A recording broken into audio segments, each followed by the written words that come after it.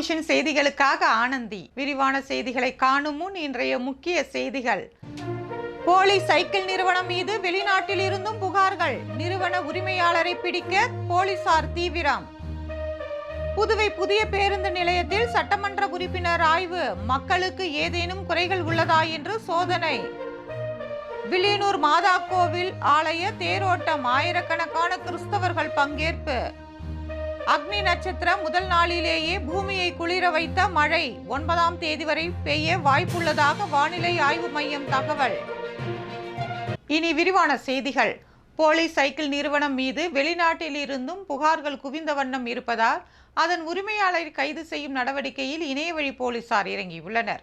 புதுவை காமராஜர் சாலையில் போலி சைக்கிள் நிறுவனத்தில் சைபர் கிரைம் போலீசார் அதிரடி சோதனை நடத்தி 2.45 கோடி ரூபாயை பறிமுதல் செய்தனர். அமலாக்கத்துறை பறிமுதல் செய்த பணத்தை வங்கியில் டெபாசிட் செய்தனர். முக்கிய நபர்கள் தலைமறைவாகிவிட்டதால் அவர்களுக்கு ரெட் கார்னர் நோட்டீஸ் விநியோகிக்கப்பட்டுள்ளது.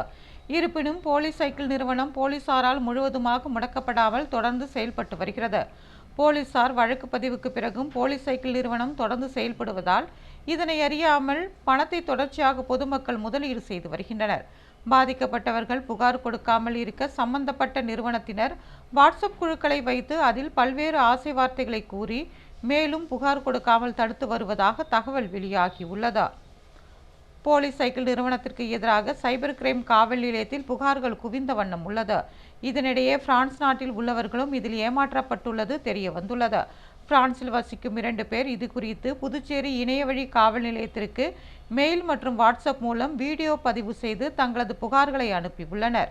இந்த புகார்களையும் சைபர் கிரைம் ஆய்வாளர்கள் தியாகராஜன், கீர்த்தி ஆகியோர் உடனடியாக ஏற்று விசாரணை மேற்கொண்டு வருகின்றனர்.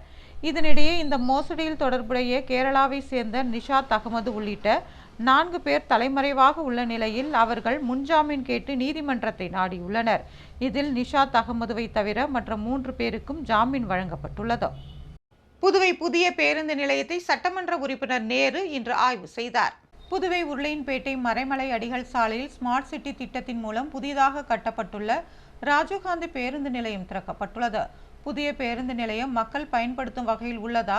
அங்கு வந்து செல்லும் பொதுமக்களுக்கு ஏதேனும் குறைகள் உள்ளதா? பேருந்து நிலையத்தில் உள்ள கழிப்பறைகள் சரியான முறையில் உள்ளதா?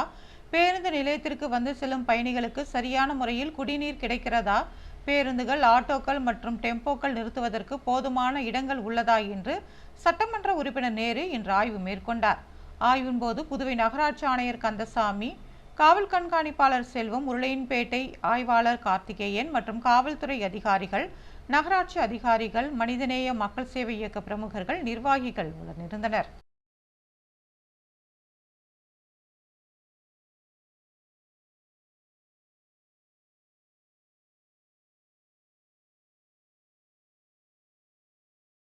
வில்லியனூர் மாதா கோவில் ஆண்டு பெருவிழா கொண்டாட்டத்தில் ஏராளமான கிறிஸ்தவர்கள் கலந்து கொண்டனர்.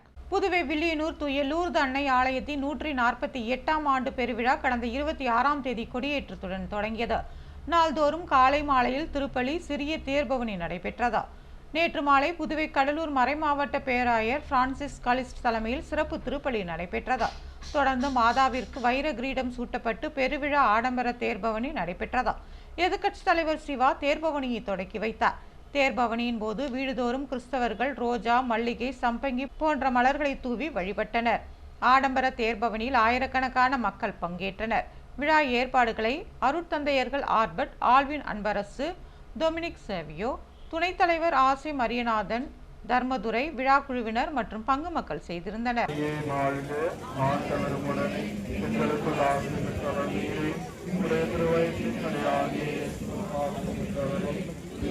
அக்னி நட்சத்திரம் முதல் நாளிலேயே மழை பெய்ய தொடங்கியதால் மக்கள் மகிழ்ச்சி அடைந்துள்ளனர்.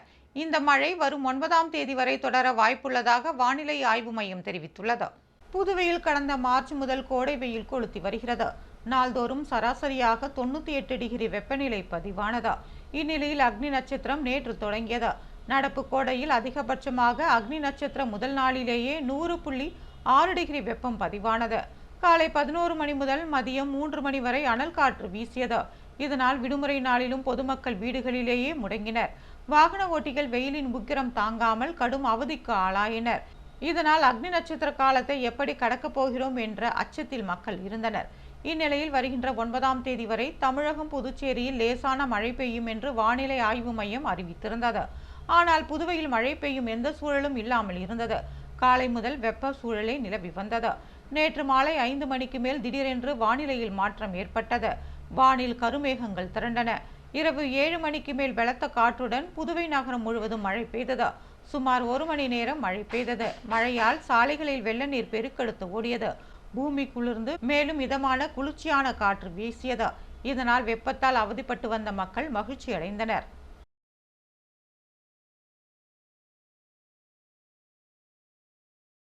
உடனடி கடன் செயலி மூலம் கடன் பெறுபவர்களை பாகிஸ்தான், சீனா உள்ளிட்ட நாடுகளில் இருந்து மிரட்டி வருவது இணையவழி போலீசாருக்கு தெரிய வந்துள்ளது.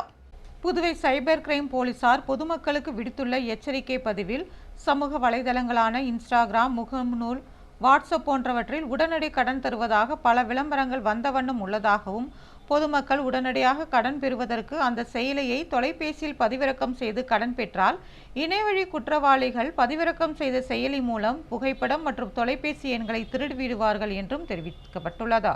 பின்னர் தவணை கட்டும் தொகை தேதிக்கு முன்பாகவே கடன் வாங்கியவர்களுக்கு அடையாளம் தெரியாத வாட்ஸ்அப் எண்ணிலிருந்து தொடர்பு கொண்டு கடன் பெற்ற தொகையை விட அதிக தொகையை இன்றே கட்ட வேண்டும் என்று மிரட்டுவதாகவும், அப்படி பணத்தை அனுப்பவில்லை என்றால் பொதுமக்களின் புகைப்படத்தை ஆபாசமாக சித்தரித்து உறவினர்கள் மற்றும் நண்பர்களுக்கு அனுப்பிவிடுவதாக மிரட்டி பணம் கேட்பார்கள் என்றும் குறிப்பிடப்பட்டுள்ளது.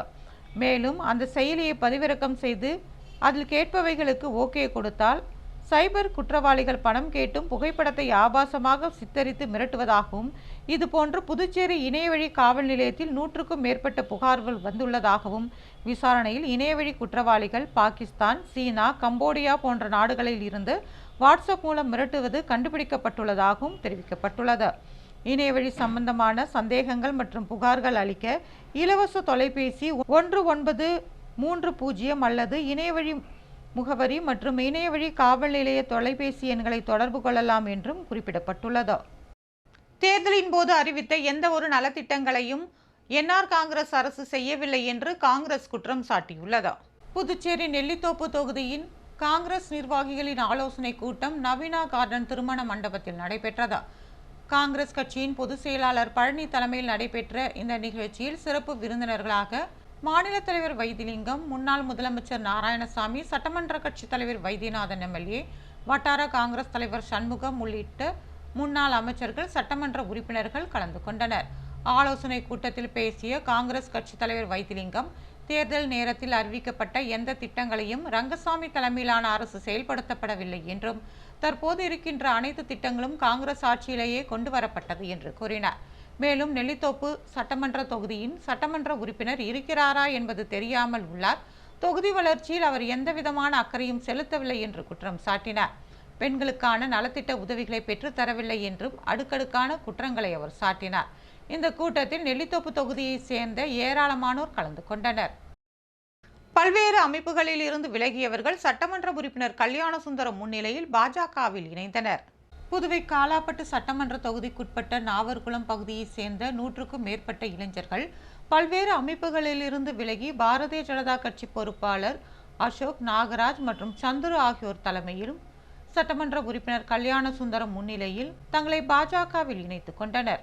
அப்போது இளைஞர்களிடையே கலந்துரையாடிய சட்டமன்ற உறுப்பினர் கல்யாணசுந்தரம் இளைஞர்களின் கருத்துக்களையும் நாவர்குளம் வார்டில் மேற்கொள்ள வேண்டிய மக்கள் நல பணித்திட்டங்கள் குறித்தும் கேட்டறிந்தார்.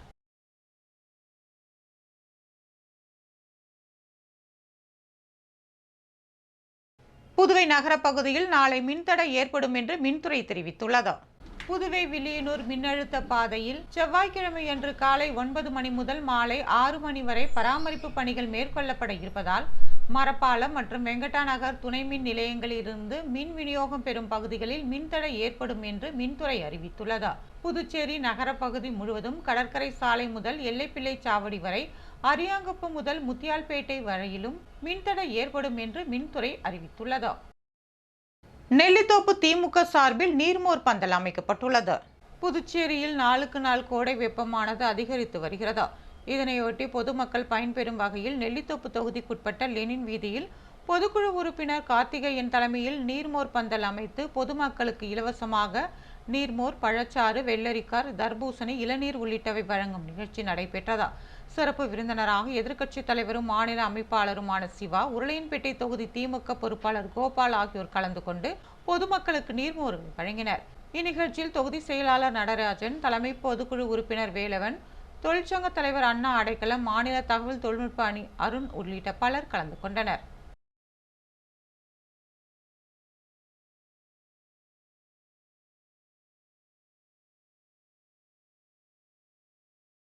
திருபுவனைப்பாளையம் சேது நகரில் தார் சாலையை மேம்படுத்தும் பணியினை சட்டமன்ற உறுப்பினர் அங்காளன் செய்து வைத்தார். புதுவை திருபுவனை சட்டமன்ற தொகுதிக்குட்பட்ட திருபுவனைப்பாளையத்தில் உள்ள சேது நகர் மற்றும் வெங்கடா நகர் சாலைகளை தார் சாலையாக மேம்படுத்த திட்ட மதிப்பீடு செய்யப்பட்டு 24,27,000 ரூபாய்க்கு அனுமதி பெறப்பட்டதா.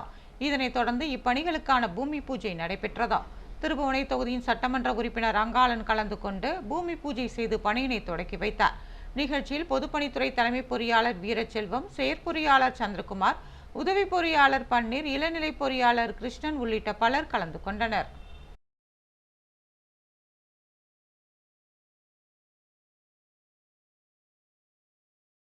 புதுவை மணக்குள விநாயகர் பொறியியல் கல்லூரியில் செயற்கை நுண்ணறிவு தின விழா கொண்டாடப்பட்டது. புதுச்சேரி மதகடிப்பட்டில் உள்ள ஸ்ரீ மணக்குள விநாயகர் பொறியியல் கல்லூரி தனது வெள்ளி விழா ஆண்டு கொண்டாட்டத்தின் ஒரு பகுதியாக யாத்ரி கிரவுட் மென்பொருள் நிறுவனம் மற்றும் மைக்ரோசாப்ட் அசூருடன் இணைந்து ஒரு நாள் செயற்கை நுண்ணறிவு தின தொழில்நுட்ப கருத்தரங்கு நிகழ்ச்சியை நடத்தினர். தக்ஷசீலா பல்கலைக்கழக வேந்தர் மற்றும் மணக்குள விநாயகர் கல்வி குழும தலைவர் தனசேகரன், செயலாளர் நாராயணசாமி, பொருளாளர் ராஜராஜன், இணை செயலாளர் வேலாயுதம், கல்லூரியின் இயக்குனர் மற்றும் முதல்வர் வெங்கடாச்சலபதி ஆகியோர் முன்னிலை வகித்தனர். சிறப்பு விருந்தினராக யாதவ் சௌஹான், ரெவெலியா, பொறியாளர் சுருதி ஜெயின், பொறியாளர் கீர்த்தனா, மென்பொருள் பயிற்றுனர் ஆகியோர் கலந்து கொண்டனர். மைக்ரோசாப்ட் அசூர் மேகக்கணிமை மற்றும் இணைய அடிப்படையிலான செயலிகளை வடிவமைப்பு குறித்து சிறப்புரை வழங்கினர். இந்த கருத்தாய்வில் 500க்கும் மேற்பட்ட பல்துறை மாணவர்கள் பங்கேற்று விருந்தினர்களுடன் கலந்துரையாடினர். நிகழ்ச்சிக்கான ஏற்பாடுகளை துறை தலைவர் ராஜி, இணை பேராசிரியர் சரவணன், பாலாஜி மற்றும் துறை பேராசிரியர்கள் செய்திருந்தனர். After intern, you have your job like first level of junior DevOps engineer. If I say in cloud and DevOps and AI thing, you will become a junior DevOps engineer. Karikalampakkam SRK பள்ளியின் வெள்ளி விழாவில் மாணவர்களின் கண்கவரும் கலை நிகழ்ச்சிகள் இடம்பெற்றன. Puducherry கரிக்கலாம்பாக்கத்தில் SRK மேல்நிலைப் பள்ளி உள்ளதா. இந்த பள்ளியின் 25ஆம் ஆண்டு கல்வியாண்டு வெள்ளி விழா ஆண்டாக கொண்டாடப்பட்டது.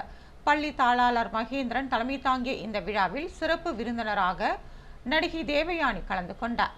25ஆம் ஆண்டு வெள்ளி விழா பள்ளி நிறுவனர் தியாகராஜன், பிரசிடென்ட் மலர்விழி, தாளாளர் மகேந்திரன், ஒருங்கிணைப்பாளர் சங்கீதா மற்றும் நடிகை தேவயானி ஆகியோரால் குத்து விளக்கேற்றி தொடக்கி வைக்கப்பட்டதா. மாணவர்களின் கண்கவரும் கலை நிகழ்ச்சிகள் இடம்பெற்றன.